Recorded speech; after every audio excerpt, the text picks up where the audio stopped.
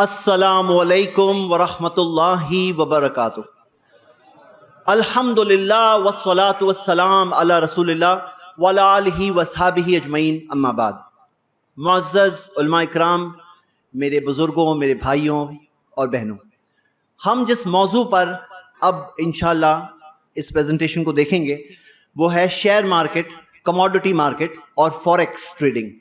इंशाअल्लाह इन तीनों मौज़ूआत के ताल्लुक से मैं आप सबके सामने दलाइल और प्रूफ्स के साथ और इस प्रेजेंटेशन के साथ आसान तरीके से पूरी बातें आपके सामने इंशाअल्लाह पेश करने की कोशिश करूंगा इस मुख्तसर से वक्त में। सबसे पहले जो शेयर मार्केट का जो कंसेप्ट है, शेयर मार्केट का कंसेप्ट क्या है कि भाई बड़े बिजनेसेस को बड़ा कैपिटल चाहिए। बड़ा कैपिटल सिर्फ एक दो लोग नहीं ला पाते हैं, तो बहुत सारे लोग मिलकर कैपिटल उसमें देते हैं और शेयर्स के ओनर्स बनते हैं। अब शेयर्स के ओनर्स जब बन गए तो किसी को अपना शेयर बेचना है, किसी को शेयर खरीदना है, तो उसके लिए होती है एक शेयर मार्केट। तो उलमा इकराम ने कहा है कि जैसे दुनियावी मामलात में बुनियादी कायदा क्या है कि सारी चीजें हलाल है जब तक साबित ना हो जाए हराम। उस चीज के तहत शेयर मार्केट का कंसेप्ट में प्रॉब्लम नहीं है। प्रॉब्लम कहां है, क्या चीजों में प्रॉब्लम है, आइए स्टडी करेंगे। सबसे पहली चीज, कौन से शेयर्स में ट्रेडिंग कर सकते हैं, तो कौन सी कंपनीज में हम इन्वेस्ट कर सकते हैं। तो जाहिर सी बात है कि कोई चीज अगर प्रोडक्ट या सर्विस अगर हराम हो, जैसे मिसाल के तौर पे शराब, बाज शराब बेचने वाली कंपनियां हैं, गैम्बलिंग की, बेटिंग की कंपनियां, पोर्क या हराम प्रोडक्ट्स होते हैं जो खाने के, जो भी हराम प्रोडक्ट्स हो वो सब कंपनीज हो, या फिनेंशियल सर्विसेज है जैसे इंटरेस्ट बेस्ड बैंक्स होती है तो वो उसके अंदर इन्वेस्ट नहीं कर सकते हैं। टोबैको, उससे रिलेटेड प्रोडक्ट्स हो, एंटरटेनमेंट इंडस्ट्री, मूवीज, म्यूजिक वगैरह, ऑब्ससीनिटी, बेहयाई, ओटीटी, ये सब के अंदर इन्वेस्टमेंट नहीं कर सकते ऑब्वियसली। इसके साथ साथ हम ये भी कहेंगे कि कोई चीज बज़ाहिरन ऊपर से हलाल दिख रही होती है जैसे शुगर इंडस्ट्री, लेकिन उसका एक मेजर बाय प्रोडक्ट हराम होता है जैसे मोलासेस जिससे शराब बनता है, तो वो भी इसी लिस्ट में हम ऐड करेंगे।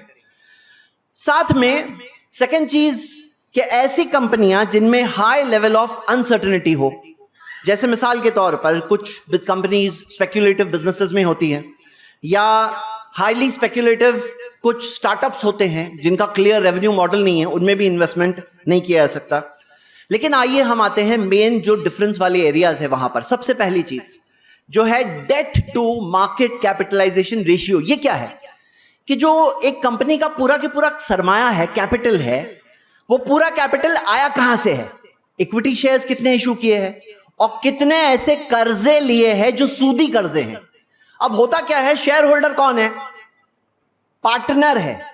जब वो पार्टनर है उस बिजनेस में तो वो कर्ज, जो सूदी कर्ज होगा उसमें भी तो पार्टनर हो गया ना।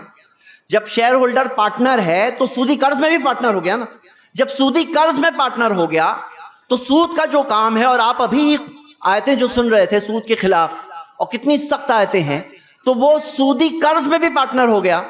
अब यहां पे सवाल क्या है कि ये जो है डेट टू मार्केट कैपिटलाइजेशन का रेशियो क्या होना चाहिए, टोटल कैपिटल में से कितना कर्जे पे चलेगा या नहीं चलेगा। तो कुछ लोग कहते हैं 33% से कम होना चाहिए, कुछ कहते हैं नहीं 30% से कम, कुछ कहते हैं नहीं 25% से कम, और हम ये कहते हैं 0%। ये क्या, आइए हम पहले देखते हैं। यानी कि आप ये देखिए पाई चार्ट से कि भाई टोटल जो कैपिटल है उसमें से सूद पे आया हुआ कैपिटल कितना है। एक मिसाल के तौर पे यहाँ 30 बताया गया है। अब इस बारे में अगर आप फतावे देखो तो मैं ये फतावों का मुख्तसर में क्या कहा गया देख लेते हैं। ये है सऊदी की जो सीनियर कमेटी ऑफ स्कॉलर्स, लजना दाइमा, इसका फतवा। इसमें शेख अब्दुल अजीज बिन बाज और शेख अब्दुल रज़ाक अफीफी और बड़े बड़े उलमा, सालेह अल फौजान, अब्दुल अजीज आल शेख और शेख बकर अबू ज़ैद, बड़े बड़े उलमा ने कितने सख्त अल्फाज में कहा है। लास्ट लाइन पढ़िए। वो कहते हैं कि अगर मान लो कि मिक्स्ड कंपनी है जिसके सूदी लेन देन है, सूद के ऊपर पैसा लिया गया है, तो वो कहते हैं कि उसमें तो इस सिचुएशन में लाजिम हो जाता है कि ऐसी कंपनी के अंदर से अपने शेयर्स को बेच डालो और जो भी प्रॉफिट हुआ उसे गरीबों में दे दो, और कोई सवाब की नियत नहीं होगी, यानी सवाब मिलेगा ऐसा नहीं। मतलब कि अगर मान लो आपने किसी कंपनी के शेयर्स लिए, वो कंपनी ने सूद पे लोन लिया, वो कहते हैं ये कंपनी के शेयर्स क्या करो, अभी तो बेच डालो। ये दूसरा फतवा आप देख रहे हैं, इसके अंदर ये भी लजना दाइमा का फतवा है। इसके अंदर उन्होंने कहा है कि तावनु अलल बिर्रि व तक़वा, नेकी और भलाई के कामों में ताउन करो, गुनाहों और नाफरमानी के कामों में ताउन ना करो। तो वो कहते हैं कि इसके अंदर ऐसी कंपनी अगर सूद का काम करने लगे तो फिर तो उसके अंदर क्या होता है, वो कहते हैं कि हराम है ऐसी कंपनी के शेयर्स होल्ड करना और उनके साथ में ताउन करना, तुम ताउन कर रहे हो। ये तीसरा फतवा देखिए इस्लामिक फिक काउंसिल का है, जो ऑर्गेनाइजेशन ऑफ इस्लामिक कॉन्फ्रेंस की जो इस्लामिक फिक काउंसिल है, उसके अंदर थर्ड लाइन, तीसरी लाइन में देखिए, वो कहते हैं कि जो बेसिक प्रिंसिपल है अल अस्लु हुर्मतु इस्तिहामी फी शरीकाती ततामलु अहयानन बिल मुहर्रमात, कि कुछ जो ऐसी शरीकात जो होती है जो कभी कभी हराम की चीजों में काम करती है, ऐसी चीजों के अंदर तो हराम है उनके शेयर्स होल्ड करना।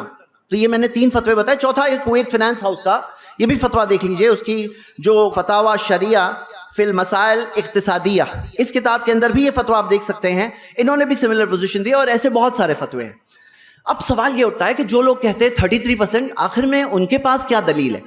जब उनके पास देखा जाता है कि भाई आपके पास क्या दलील है, तो उनके पास जो सबसे जो मजबूत बात वो कह पाते हैं वो यही कह पाते हैं, यही उनकी सबसे मजबूत दलील है। क्या? वो कहते हैं देखो अल्लाह के रसूल सल्लल्लाहु अलैहि वसल्लम ने कहा अस्सुलुसु वस्सुलुसु कसीर, 1/3 और 1/3 बहुत है। वो कहा कि 1/3 बहुत है। नबी सल्लल्लाहु अलैहि वसल्लम ने क्या फरमाया? 1/3 बहुत है। बोले 1/3 बहुत होता है, यानी 1/3 से कम है तो बहुत नहीं है। वो कहते हैं क्या कह रहे हैं? बोले हम लोग 33% सूद का कर्ज लिया हुआ है। भाई समझो, मिसाल के तौर पर एक कंपनी का अगर कैपिटल मान लो 3000 करोड़ है, 1000 करोड़ सूद पे लिया तो बोले चलेगा, 1/3 हुआ तो ज्यादा है, 1/3 से कम हो। और वो लोग क्या कहते हैं? 1/3 से कम है तो हलाल है वो शेयर, लिखे हुए आपको मैं बताऊंगा स्क्रीनशॉट, बोले हलाल है शेयर, हलाल शेयर्स, हलाल शेयर्स की लिस्ट, यानी कि 1/3 से कम, यानी कि 3000 करोड़ में से 1000 करोड़ से थोड़ा कम सूद पे है हलाल, या 30,000 करोड़ में से 10,000 करोड़ का सूदी लोन है तो वो भी हलाल। हाँ, शरिया कंप्लायंट हलाल शेयर्स की लिस्ट में। वो कहते हैं उसकी दलील ये हदीस है वस्सुलुसु कसीर। लेकिन ये हदीस अगर आप देखोगे तो किस बारे में फरमाया था नबी सल्लल्लाहु अलैहि वसल्लम ने? किस बारे में? वसीयत के बारे में, कि एक मर्तबा इंसान, सपोज करो कोई एक शख्स है या वसीयत करता है, उसे 1/3 की वसीयत की इजाजत है। वसीयत किसे मिलेगा माल? वारिस को कि गैर वारिस को? गैर वारिस को मिलेगा। वारिस को नहीं दे सकते एक्स्ट्रा। जो वारिस नहीं है आप उन्हें वसीयत करके मैक्सिमम अपनी प्रॉपर्टी की 1/3 तक वसीयत कर सकते, बाकी वारिसों का माल है। जैसे कोई कहे ना मैं पूरा के पूरा माल सदके में दे दूंगा, नहीं चलेगा, ज्यादा से ज्यादा 1/3 वसीयत कर सकते हैं। तो यहां पे नबी सल्लल्लाहु अलैहि वसल्लम ने वसीयत करने की क्या इजाजत दी है? ज्यादा से ज्यादा 1/3। अब ये कायदा वस्सुलुसु कसीर अगर कहीं पे भी निकाल के अप्लाई कर दिया जाए, जैसे मिसाल के तौर पर कोई कहे भाई हराम कमाई 1/3 तक नहीं होनी चाहिए, 1/3 से कम चलेगी, या खाना है चिकन उसके अंदर 1/3 तक हराम गोश्त डाला हुआ है तो 1/3 नहीं पहुंचना चाहिए, वस्सुलुसु कसीर 1/3 बहुत हो गया, 1/3 से कम चल जाएगा। तो अगर ऐसे करने जाएंगे कि किसी ने पैसे दिया उसके 1/3 तक पैसे हड़प सकते, उससे ज्यादा नहीं हड़पना, 1/3 नहीं हड़पना। मतलब ये अगर ऐसे कोई अप्लाई करने जाए तो कोई लिमिट ही नहीं, यानी कि रॉन्ग एप्लीकेशन है भाई। हकीकत में ये हदीस जिस चीज के बारे में वो उस चीज के बारे में है, ये हराम पैसे सूदी लोन लेने के ताल्लुक से बिल्कुल नहीं है। हाँ बिल्कुल नहीं है, जैसे कि हम देख रहे हैं। तो यहां पर ये दलील कोलैप्स हो जाती है। तो सही बात क्या है मेरे भाइयों? सही बात तो ये है कि सूद इतनी बड़ी चीज है भाई, आप खुद इस बात से इमेजिन करो। अरिबा सित्ततु व सलासूना, नबी सल्लल्लाहु अलैहि वसल्लम क्या फरमाया? सित्ततुन व सलासूना बाबन ऐसरुहा मिस्लु यनकिह रजुल उम्महु, कि एक सूद के 73 दरवाजे हैं, सबसे कम दर्जा ऐसा है जैसे कि कोई शख्स अपनी माँ के साथ बदफेली करे। अल्लाह अकबर। मुस्तदरक हाकिम में सही सनद से हदीस है। और ये सारी हदीसों को देखकर आदमी खुद देखे कि कितना सीरियस मामला है। तो यहां पर हम ये देख रहे हैं कि ये क्राइटेरिया वाले लोगों ने शेयर मार्केट में तकरीबन 1475 के करीब शेयर्स, उनकी कंपनीज उनकी क्राइटेरिया के हिसाब से फिल्टर करके बताया कि कहते हैं ये शरिया कंप्लायंट है, हलाल है। लेकिन हम ये देखते हैं कि ये बहुत सीरियस मसला है। और सूद के अंदर क्या मामला है? यहां पे वो लोग कहते हैं अगर सूदी आमदनी 5% से ज्यादा ना हो, सूद की जो आमदनी है 5% से ज्यादा ना हो। अच्छा, खुद हम देख रहे हैं कि जो लोग 1/3 कह रहे हैं अपने प्रिंसिपल को यहां तोड़ रहे हैं, क्योंकि यहां पे नहीं कह रहे हैं वस्सुलुसु कसीर 1/3 बहुत है, यानी कि यहां पे 5% पे वो बात कर रहे हैं कि सूदी आमदनी 5% से ज्यादा ना हो, वो कह रहे हैं। हम क्या कहते हैं? नहीं, 0। अब सवाल ये उठता है, आप लोग ये सोच रहे होंगे कि भाई क्या बात कर रहे हो, 0 कैसे, कौन देगा हम लोगों को 0? पहले तो ये बताओ हम कौन है? हम कौन है भाई? हम लोग ईमान वाले हैं। हमारा भरोसा किस पर है? अल्लाह पर। और क्या 1 2 3 4 हम लोग हैं? कितने हम लोग? दुनिया में 200 करोड़ हैं हम लोग। आज दुनिया की तकरीबन 1/4 आबादी हम मुसलमान हैं। तो हम लोग कोई 2-4 लोग हैं क्या? हाँ भाई, अगर हम लोग करना चाहे तो क्यों नहीं मिल सकता? अगर हम सब मिलकर, मुसलमान मिलकर कहे कि हमें 0% वाली कंपनी दो, हम लोग वहां इन्वेस्ट करेंगे, क्यों नहीं मिल सकता? क्या रियली लगता है नहीं मिल सकता? मालूम है क्यों नहीं मिल रहा है हमें क्यों नहीं मिल रहा है? क्योंकि हमको चाहिए ही नहीं। अगर हमें चाहिए नहीं तो मिलेगा भी नहीं। और चाहिए, अल्लाह से मदद मांगो, सही स्टेप्स आगे बढ़ाओ। क्यों नहीं मिल सकता? चलो मैं आपको थोड़ी मिसालें बताऊंगा, हाँ, फिर यहां थोड़ा पीछे आएंगे। मुस्लिम इन्वेस्टमेंट्स में ये देखिए, ये स्टैंडर्ड एंड पुअर वर्ल्ड का जो सबसे बड़ा इंडेक्स है, डॉ जोन्स इंडेक्स। डॉ जोन्स इंडेक्स, उसमें राइट साइड पे नीचे देखो, मैंने मार्क किया है, वो क्या लिखा है मालूम है? शरिया। डॉ जोन्स इंडेक्स में भी उन्होंने शरिया इंडेक्स रखा है। किसके लिए? हमारे लिए। क्यों? हम लोग कुछ नहीं है तो हमारे लिए क्यों खास एक अलग इंडेक्स बना के रखा है वहां पे? क्यों? क्योंकि हम कुछ है, हम कुछ है। चलो इंडिया के नाते हैं निफ्टी, नेशनल स्टॉक एक्सचेंज का जो निफ्टी है, निफ्टी 50 शरिया, ये निफ्टी की वेबसाइट से दिया हूं मैं, ये निफ्टी की वेबसाइट से खुद शरिया का इंडेक्स उन्होंने दिया है। लेकिन कौन सी क्राइटेरिया वाला? 33% वाला, 33% वाला, 0 वाला नहीं है, ठीक है। लेकिन हम कुछ है, ये तो दिख रहा है ना। हम अगर कुछ नहीं होते तो हमें क्यों एंटरटेन करते? बॉम्बे स्टॉक एक्सचेंज की ऑफिशियल वेबसाइट पे शरिया 50, बॉम्बे स्टॉक एक्सचेंज में भी शरिया 50। और ये मैं आपको एक मिसाल देता हूं, इंडिया की सबसे बड़ी कंपनी कौन सी मालूम है? रिलायंस। वर्ल्ड के भी टॉप 60 कंपनियों में से एक है। रिलायंस की मिसाल में मैं आपको बताता हूं, ये देखिए 2020 की बात है। सऊदी अरेबिया का वेल्थ फंड ने 2% खरीदा था रिलायंस रिटेल वेंचर्स का, और उसमें $1.3 बिलियन इन्वेस्ट किया था सऊदी अरेबिया ने, हाँ? और अभी भी रिलायंस पीछे पड़ा है कि तकरीबन 1.5 बिलियन और चाहिए उनको सऊदी के वेल्थ फंड से, सॉवरेन वेल्थ फंड। और ये देखो, रिलायंस ने अपने आप को मेंटेन किया है शरिया कंप्लायंस में। शरिया कंप्लायंस का देख रहे हो, ये जो मैंने एक वेबसाइट से दिया है, ये क्या कह रहे हैं? Reliance industries is a sharia compliant stock. कौन सा शरिया कंप्लायंट? कौन सा वाला? हमारा वाला नहीं, 33% वाला। लेकिन है रिलायंस का 33% में आके अपने आप को फिट करके वहां रखना, क्यों? हम कुछ है, हाँ। और हमारे सही क्राइटेरिया के हिसाब से नहीं है, मैंने ये सही क्राइटेरिया के हिसाब से भी बता दिया। सही क्राइटेरिया के हिसाब से रिलायंस शरिया कंप्लायंट नहीं है। क्यों? अब देखो आपके सामने है, रिलायंस का टोटल कर्ज कितना है मालूम है? 3.5 ट्रिलियन रुपीस। 1 ट्रिलियन कितना होता है? 1 लाख करोड़। 3.5 ट्रिलियन यानी 3.5 लाख करोड़ का सूदी कर्ज लिया हुआ है, और शरिया कंप्लायंट की लिस्ट में है ये। क्यों? क्योंकि इसका जो पूरा मार्केट कैपिटलाइजेशन है वो 18 ट्रिलियन का है, 18.5 ट्रिलियन का है। तो 18.5 ट्रिलियन में से 3.5 ट्रिलियन जब सूदी कर्ज है तो वो शरिया कंप्लायंट है। लेकिन हमारे नजदीक इतना बड़ा सूदी कर्ज लेके शरिया कंप्लायंट, ये कैसे भाई? नहीं है ये। अच्छा चलिए पीछे आते हैं। अब आप अगर हमारे इस मौक़िफ़ से मुत्तफिक हो और आपको ट्रेडिंग करना है तो आप स्टॉक को कैसे चेक कर सकते हैं? तो मैं आपको टेक्निक बताना चाहता हूं कैसे आप स्टॉक की फिल्ट्रेशन चेकिंग कर सकते हैं।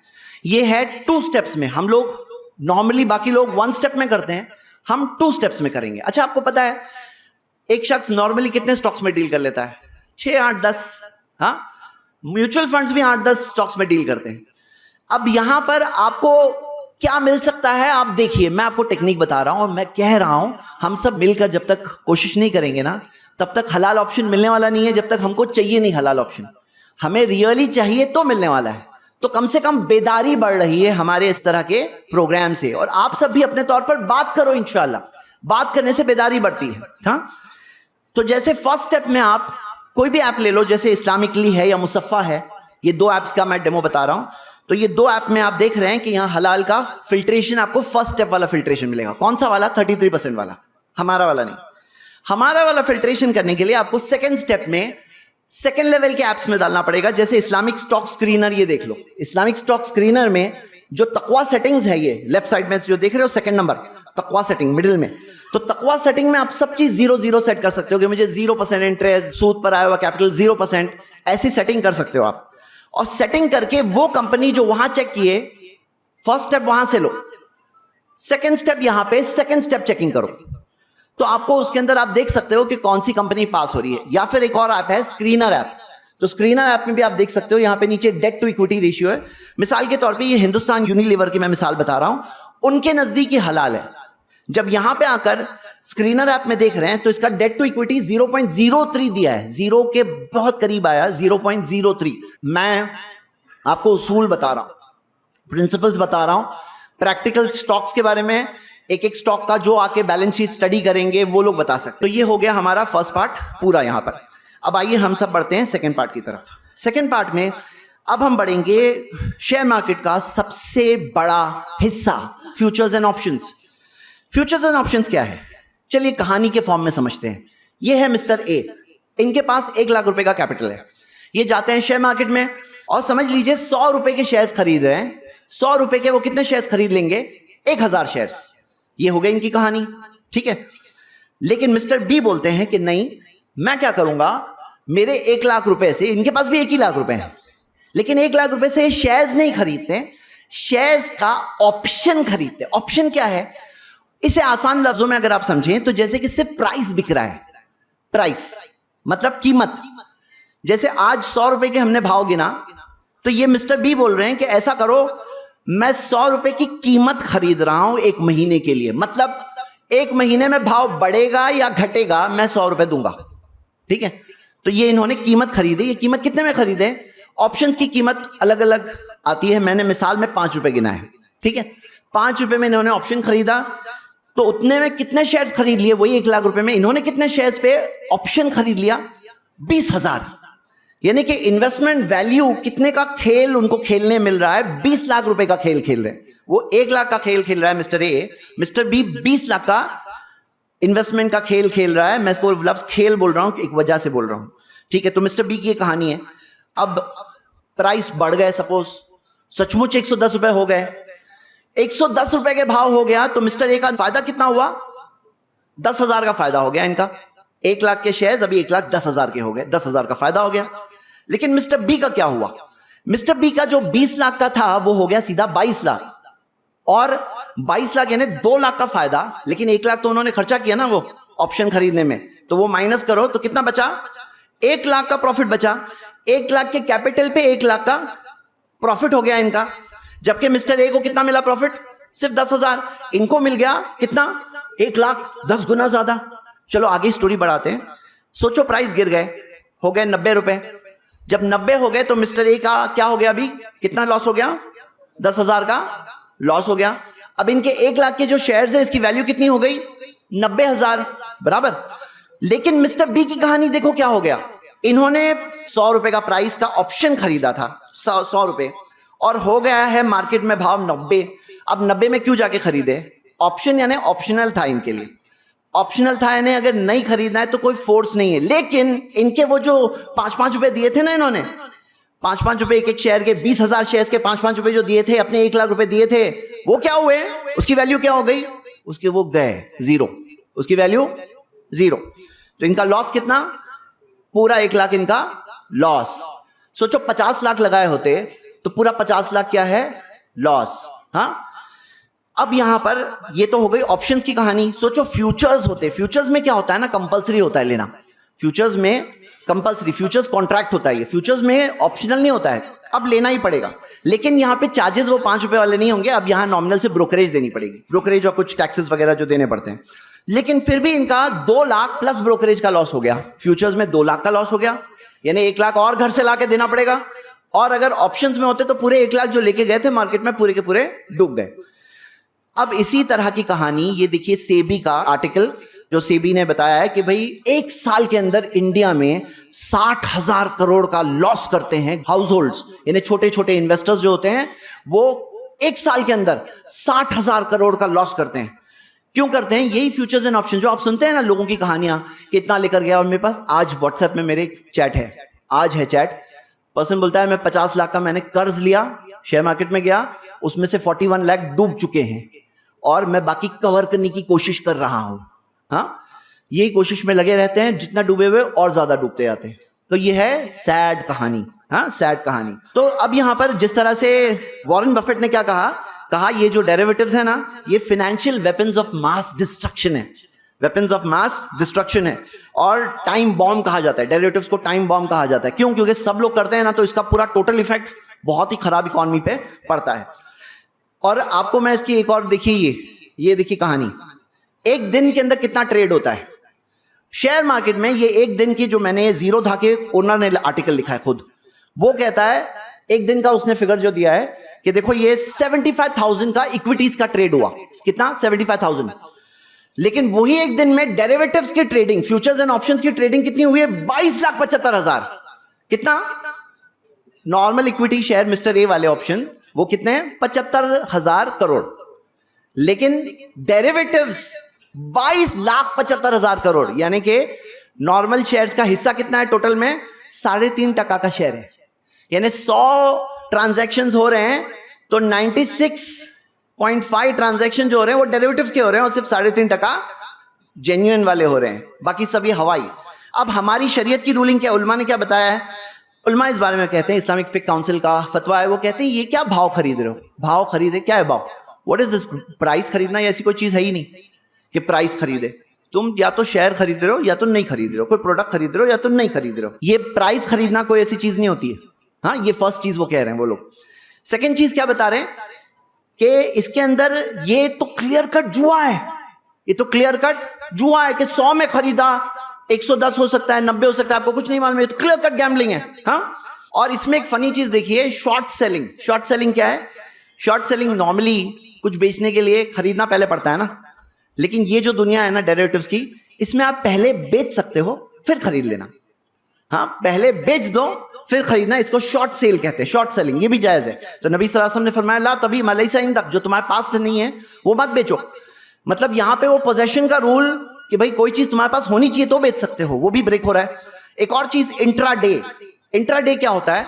इंट्राडे के जरिए देखो, एक होता है डिलीवरी ट्रेडिंग, एक होता है इंट्राडे ट्रेडिंग। इंट्राडे ट्रेडिंग के अंदर अब आपको आज के ही दिन में बेचना पड़ेगा, और नहीं बेचे तो 3:30 बजे जब मार्केट बंद होगी तो ऑटोमेटिकली सेटल हो जाएगा, ऑटोमेटिकली सेटल हो जाएगा। तो सवाल ये होता है लोग इंट्राडे करते क्यों है? ऐसा क्यों करते हैं? क्योंकि उसके अंदर क्या होता है? मार्जिन मिलता है। कितना? 5x। यानी आप 1 लाख लेके गए हो मार्केट में, और ब्रोकर कहता है तुम एक काम करो 5 लाख से ट्रेडिंग करो, 4 लाख मैं दे रहा हूं। हाँ, 4 लाख मैं दे रहा हूं। लेकिन ये जो 5x की अभी जो लिमिट चल रही है, ये इससे पहले सेबी ने इसके अंदर रिस्ट्रिक्शन लाया था 2021 में। इससे पहले तो 40% तक दे, 40 टाइम्स तक दे देते थे मार्जिन। तो ये मार्जिन ट्रेडिंग क्या है? देखिए, मार्जिन ट्रेडिंग के अंदर अगर आपने 1 लाख पे 10,000 कमाया तो 5 लाख की ट्रेडिंग कर रहे होते तो 50,000 कमाए होते, सीधा प्रॉफिट 50,000 हो जाता।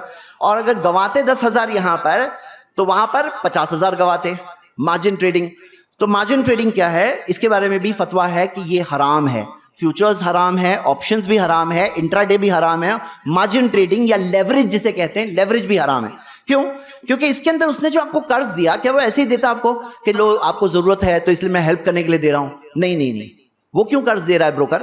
वो ब्रोकर इसलिए कर्ज दे रहा है, पहले तो चार्ज लेगा, जो चार्ज लेगा वो सूद है। हाँ, नंबर 2 बात क्या है? वो कर्ज इसलिए दे रहा है कि आप उसके पास से जब खरीदोगे शेयर्स तो उसको ब्रोकरेज मिलेगी 1% की।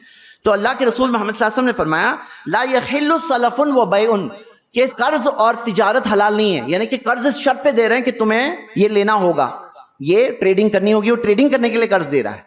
तो ये भी क्या है? ये ऐसी शर्त के साथ दोनों चीज को कंबाइन करके देना कि मैं कर्ज इस शर्त पे दे रहा हूं कि बिजनेस करोगे तो कर्ज दे रहा हूं, ये वाला कर्ज। तो ये भी क्या है? ये भी हलाल नहीं है। तो इस तरह से अगर हम देखें तो ये हमने आज एक इंट्रोडक्टरी तौर पर ये बात को देखा, लेकिन मेन बात ये है ना मेरे भाइयों, मकसद ये है कि हम इसमें अंडरस्टैंड करें कि क्या रूलिंग्स है शरीयत की, और हम इससे हराम से बचें, दुनिया भी बचाएं आखिरत भी बचाएं, हलाल कमाई हमें मिले, हराम से हम बचें। और मेरा ये मानना है कि इसमें मालूमात और अवेयरनेस बढ़ेगी लोगों में तो हम सब मिलकर कर सकते हैं। ये कोई इतना इम्पॉसिबल नहीं है, मुश्किल नहीं है कि हमारे पास एक भी फिल्ट्रेशन वाला नहीं है सही कि जो हमें फिल्टर करके सही वो दे। लेकिन अगर हम सचमुच चाहते हैं कि हमें मिले तो मिलेंगे इंशाल्लाह। हलाल कमाई चाहिए तो हलाल ऑप्शंस हमारे सामने आएंगे, लेकिन हमें उसके लिए जद्दोजहद कोशिश करना होगा। जज़ाकल्लाह खैर व आखिर दवाना अनिल हम्दुलिल्लाहि रब्बिल आलमीन। ऐसे ही फ़ायदेमंद इस्लामिक वीडियोस देखने और मनहज सलफ़ पर किताब व सुन्नत की तालीमात को आम करने में हमारा ताउन करें, ताकि आपके लिए ज़रिया नजात, जन्नत के हुसूल का सबब, साथ ही माल में बरकत व इजाफे का ज़रिया भी बने। आमीन। जज़ाकल्लाहु खैरन।